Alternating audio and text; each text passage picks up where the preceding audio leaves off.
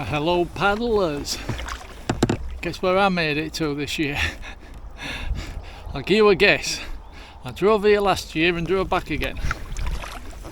Well, if you're thinking Loch Awe, you'd be wrong. Right, I'm gonna thingy. I've literally just got on the water, right, and there's a lot of sandbanks around here, and I'm having to be real careful because I've got a fully loaded boat. In fact, I've got too much gear up, but I'll talk more about that when I get to the campsite. I'll leave you with a bit of footage, but I want to concentrate at the moment because if I hit a sandbank, run ashore, I will tip. I've got gear that ain't even secured. Look, I've got stuff between my legs. Alright, couldn't get everything in. Alright, but I'll tell you more about that when I actually get going, get to the actual campsite. Like there, I can see the ground there. I need to follow my route. So I will talk to you later. I need to concentrate.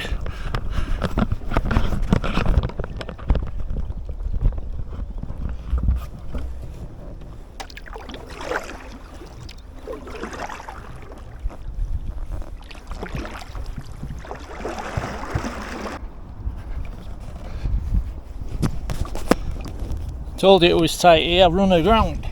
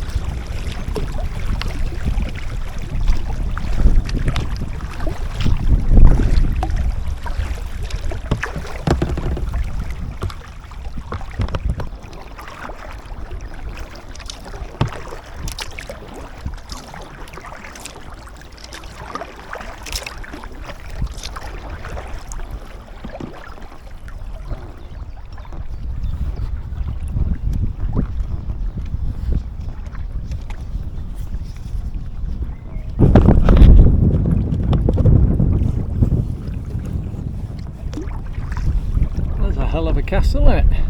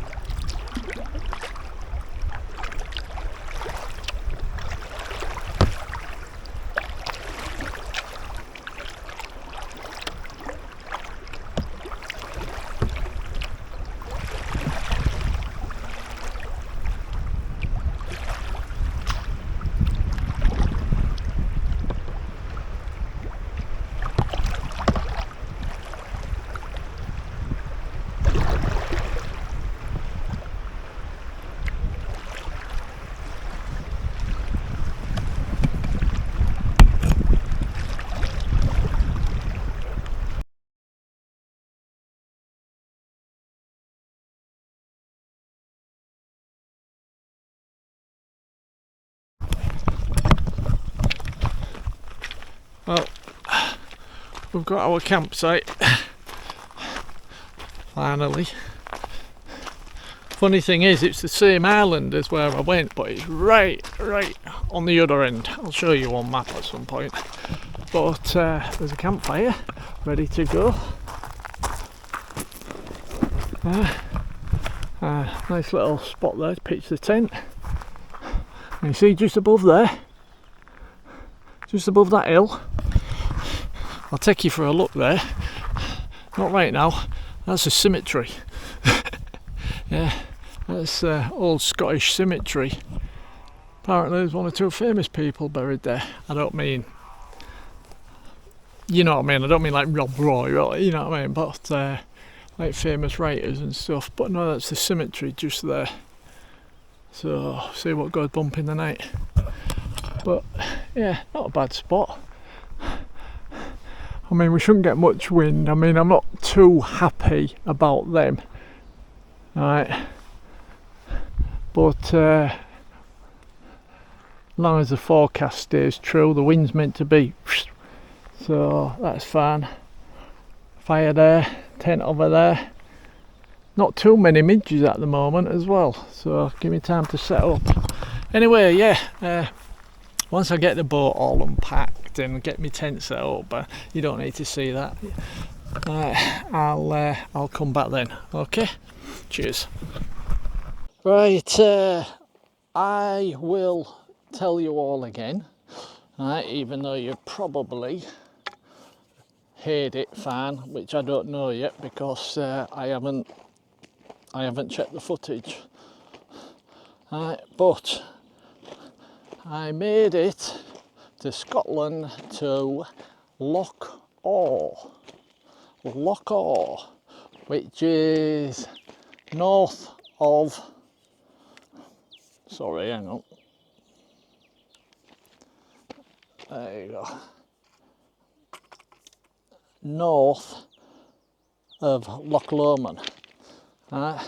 You literally pass Loch Lomond on the west side. Yeah, you pass Loch Lomond on the west side, and you drive.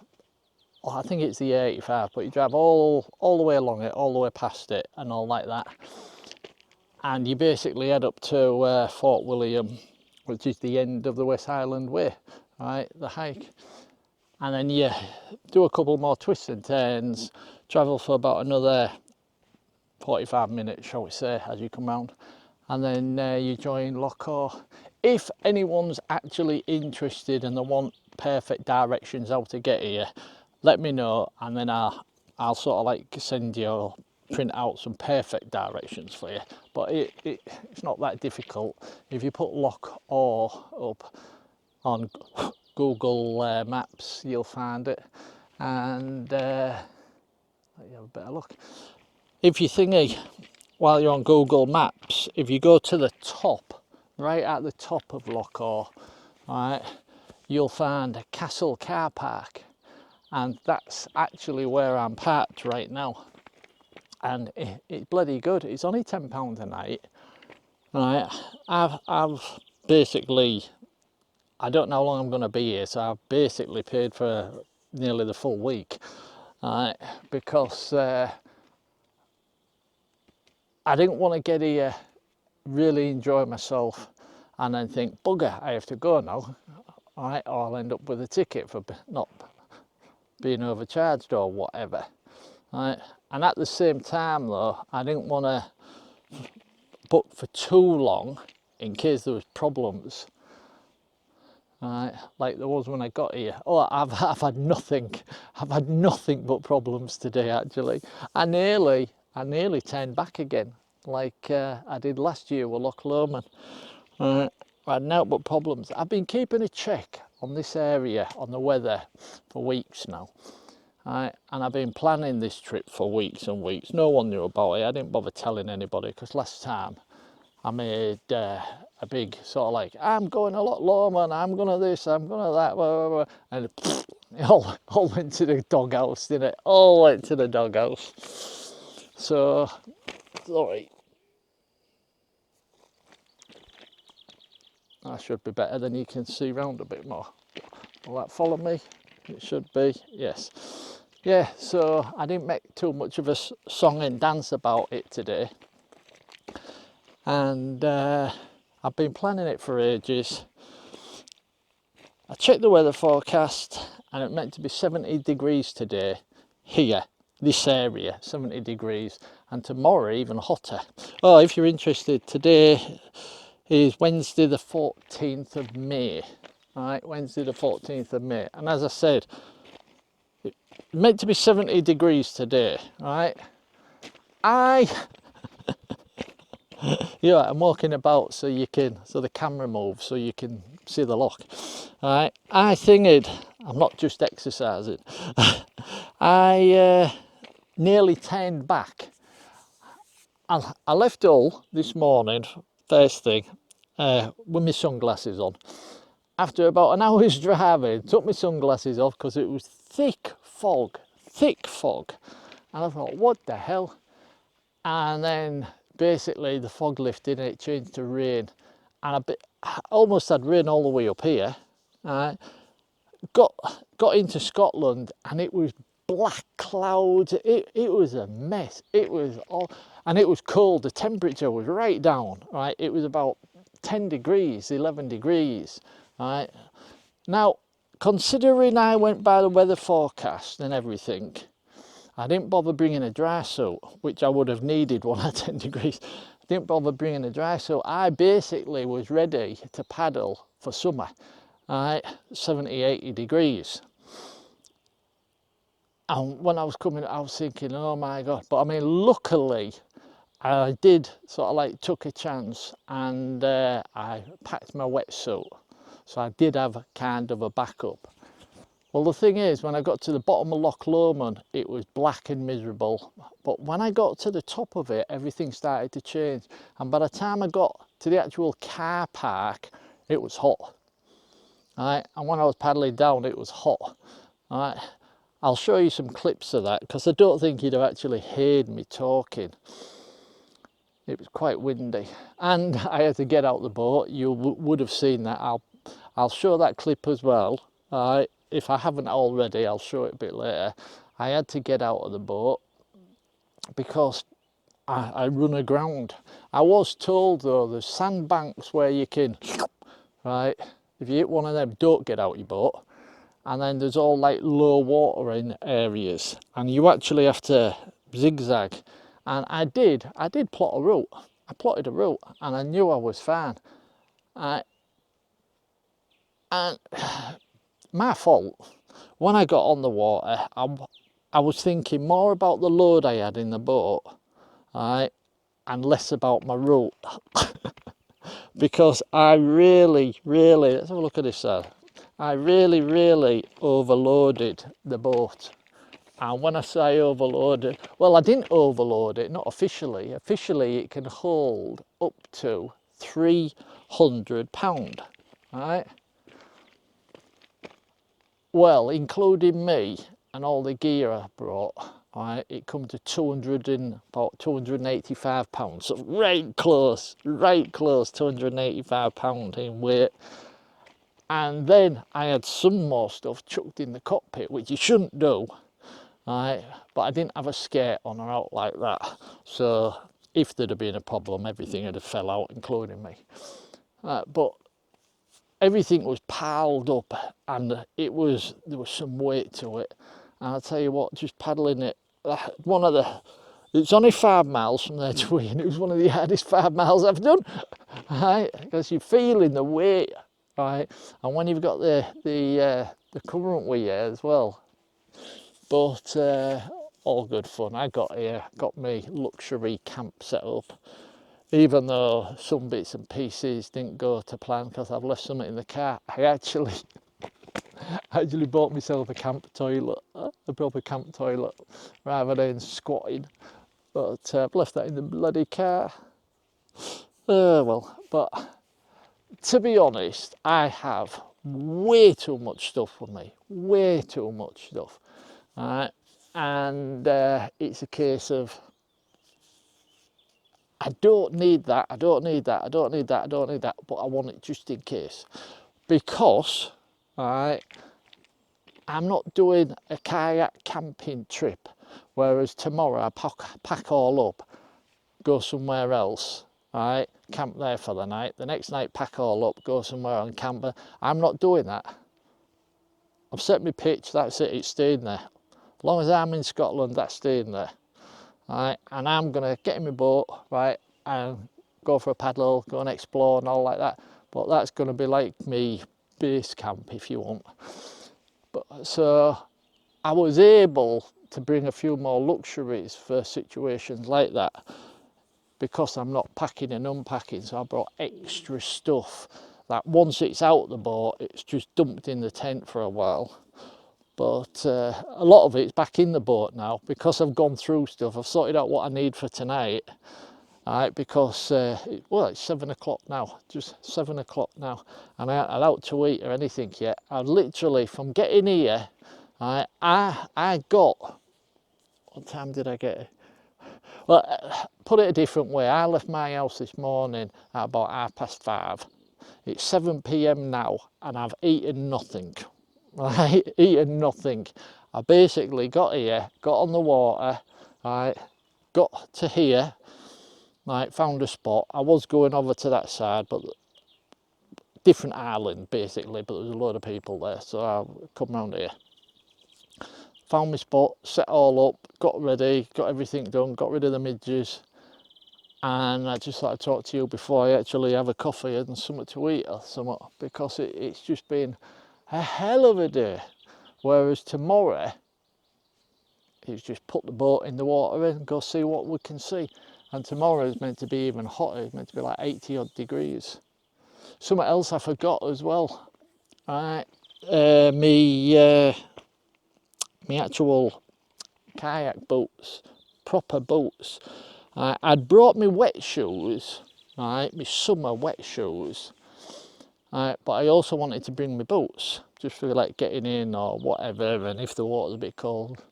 Well, I forgot them, I left them at home, and luckily, my summer wet shoes, but luckily the water was being warm. I mean, I actually didn't even bother putting the wetsuit bottoms on. I just put my shorts on, wetsuit top, right, and my summer, and I just walked into the water with my boat, and it was fine. It was just like a normal summer's day, right? And I've actually been out there about 3 times just to collect some water to purify for drinking and stuff. The worst thing is I really need some more, right? And unfortunately it means I'd have to get changed again, because I can't get the water from the edge at the moment, because the tree blossoms, they've all fell off and you won't see it, but the water's edge is covered in bits and it looks manky as hell, it does. So I can't get that. I have to go a bit deeper to get it. I don't know if you'll see actually bouncing off the water there. Them little dots, they're actually all well, not bacteria, but leaves and crap like that and stuff. And all that'll do is block my filter. It'll just clog up my filter, my water filter. So I've got about a litre. But the thing is, I want a coffee tonight. I'd usually drink about 3 litres on a night. I drink loads of water. I really do drink a lot of water. Right, but I want a coffee tonight. I can use that water for my dinner because I've got a boil in the bag, right? So I don't have to add water to it. I just boil the water, boil the bag in water, right? So I can use that. It doesn't matter how dirty it is because the bag's sealed, so that's no big deal. And then it's just a case of save some. If you're interested in the water filter, how I'm doing it exactly the same way how I was going to do it last year. Right, I've got my water filter and I've got my tablets, right, water purification tablets. I filter the water, right, with my BZ free water filter, something like that. And then afterwards I put, you can still smell that smoke. Afterwards, just put a water purification tablet in, right, leave it 20 minutes, done. But right, yeah, I'll just give you a quick look round and we'll leave this one here. It's just a starter video. and yeah, just so you know I'm here, and then I'll get some more footage. Right, let's just spin you around and show you where, what, well, there's the boat,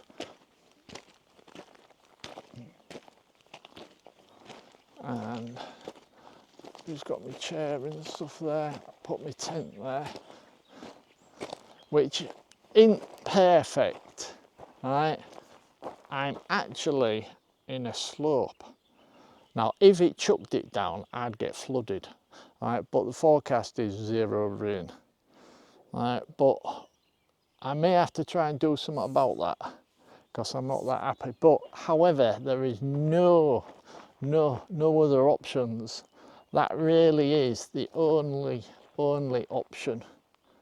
I don't know if I mentioned it, I may have mentioned it, but just above that ridge there, just above that ridge is the cemetery, and apparently there's 1 or 2 famous Scotsmen in there, but I don't even know. But yeah, so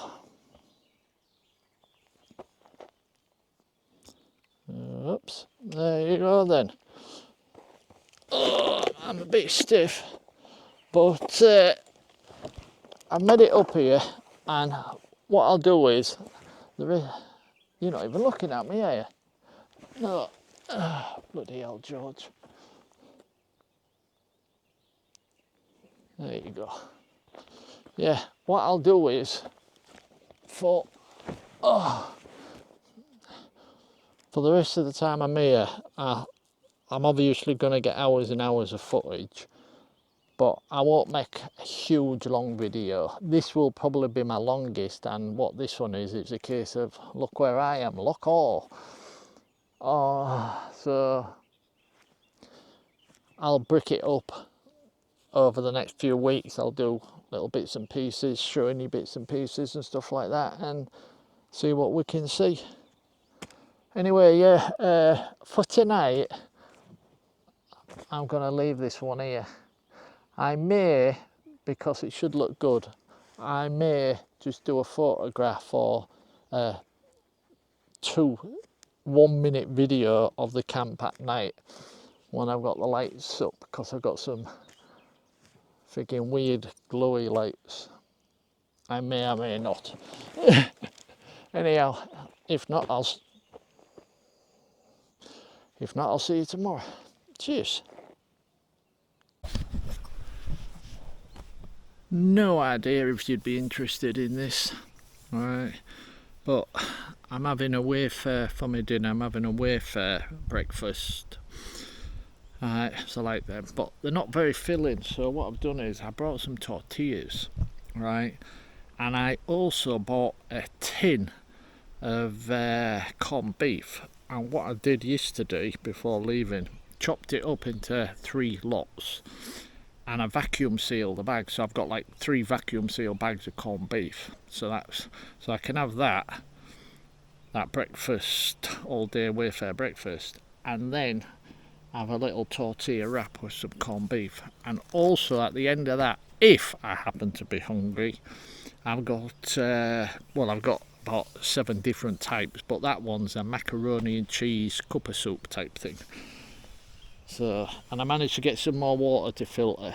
So I've got water there. I've got that needs filtering, which I ain't done yet.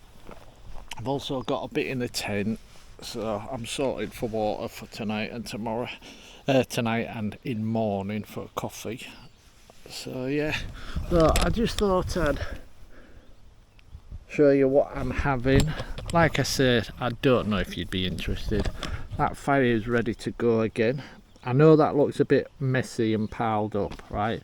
But to be quite honest, right, when I see people camping and they're making fires, right, and they're either doing the pyramids, right, or they're doing the left right cross sticks, and get your tindling and get all you really don't have to mess about like that, you know. All you do is pile a load of wood up. Alright, let me show you. Alright, this is how I learn. Alright, won't say where, but look, you just pile a load of wood up. That's it. Make sure there's air gaps, right? And then all I'll do is, right, get a little starter, whether it be, I'll probably use one that I brought. I've got a load of cotton wool, right, right, soaked in Vaseline, and that lights really good really quick. But there's a million different ways to start a fire, right? You can use ferrule, whatever, but there's a million different ways. But get a little fire going, right, and then just chuck it in and watch the magic happen. You don't have to crisscross. There are certain particular fires which are like smokeless fires, where you like dig a hole, right, then dig a hole vertically and then dig another hole, and then that way, like smokeless fires, that's different, you know what I mean? But just to get a fire going, you really don't have to mess about like that. But yeah, I'll probably just upset some people now. Don't care. Right, what I've done here, I put some gear back in my boat. Right, this was I have no idea why or how that happened, right? Because I used epoxy for starters. I had two. I'm glad it happened before anything. But I had two D-rings on there, right, just to secure a couple of bits out in the back. Right, and there was on with epoxy resin, a good one as well. I can't remember the name now, but I remember paying about, I mean, it wasn't a fortune, it was about 12 quid, but for epoxy. And it's thingy, they literally just fell off. They just fell off. And yes, I did it all right, and I didn't just leave them overnight, I left them about a week. So just no idea, but no big deal. It was just something I was planning on doing. Oh man, I've got, right, about six like D-rings inside the boat, like in the hatch on the side, so that if I put some up special in, like, I don't know, like my drone, right, I can just hook it on the inside, so if I did have a tip and the lid come out, it don't float away. And I've got two on there, and two in there, yeah, so 6 on the inside. And I actually for that I used that Gorilla epoxy. I didn't this time, I couldn't get no Gorilla epoxy, and that seems to work really good, so I'll make sure I clean that off there. I've got loads of D-rings, but clean that off there and start again. But look at that, where the sun's just, see all the little insects. Probably not, but you might do. The funny thing is, this is just a dot. Right, when I get out tomorrow, you see, I did film on that side for a bit, but it was so windy, right, you probably wouldn't have heard a word I said. I'll put a couple of clips up or something or other. But yeah, anyway, the sun will be going down in about 45 minutes. That's why I'm gonna there you go, that'll do for my fire starter. Don't have to use my cotton wool. Perfect.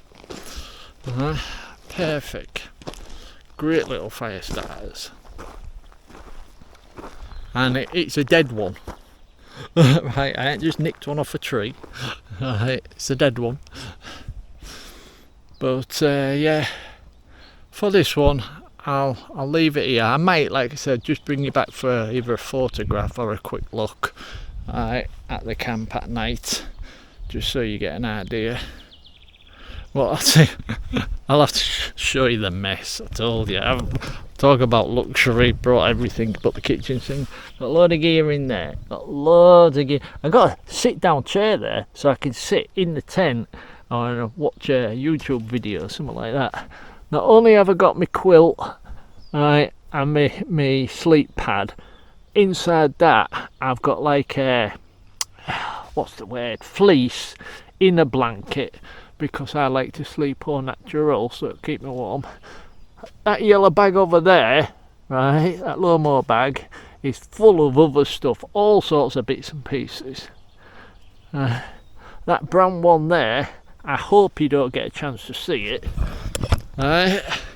But it's something I may show you actually, because it's 100% waterproof. Right? I bought it for hiking, right? As in just in case. Just in case. It's a windbreak, it's classed as a windbreak, and I'll tell you what though, it's very, very lightweight, but yet it feels very thick and strong, and it really does keep you warm. Yeah, really is a really good warm windbreak jacket thing, and being 100% waterproof and stuff.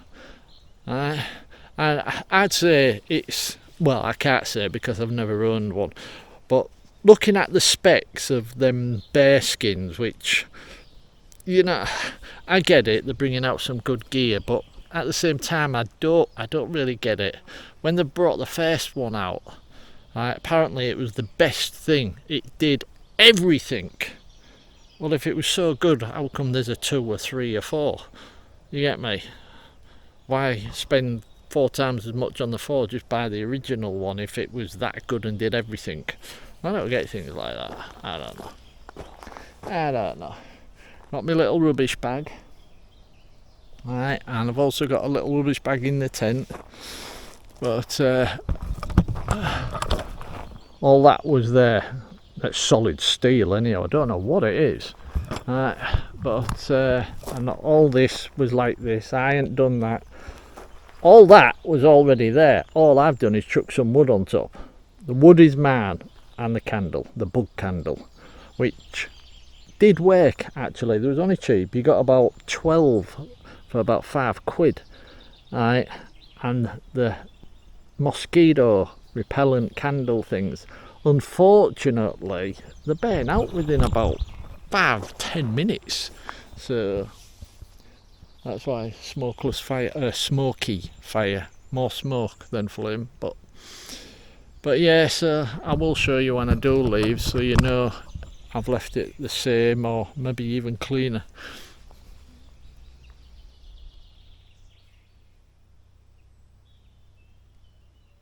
So peaceful. Yeah, we'll go up to the cemetery at, it's only there, alright, but first day I'm tired, I want to relax and have something to eat and stuff and just watch the water and the mountains. Well, mountain. Mountain. Can't see any more from here, just that one. I tell you what as well, it's quieter at this side because at the other side, round that side, there seem to be some speedboats and stuff, but I haven't seen one on this side. That's not to say there won't, oh, paddleboarder, that's not to say there won't be, but yeah, that's probably one that's stole my spot that I was going to. Anyway, right, yeah, I'm leaving it there now, and I'll simply say thanks for watching, and cheers, and watch out for the part 2 and maybe a photograph of the camp at night. Catch you later. Right. Hope that's not blinding you. Just wanted to show you something. The reflective tabs on the tent. You can see the tent just behind me. It's quite dark, but if I turn round with my light on,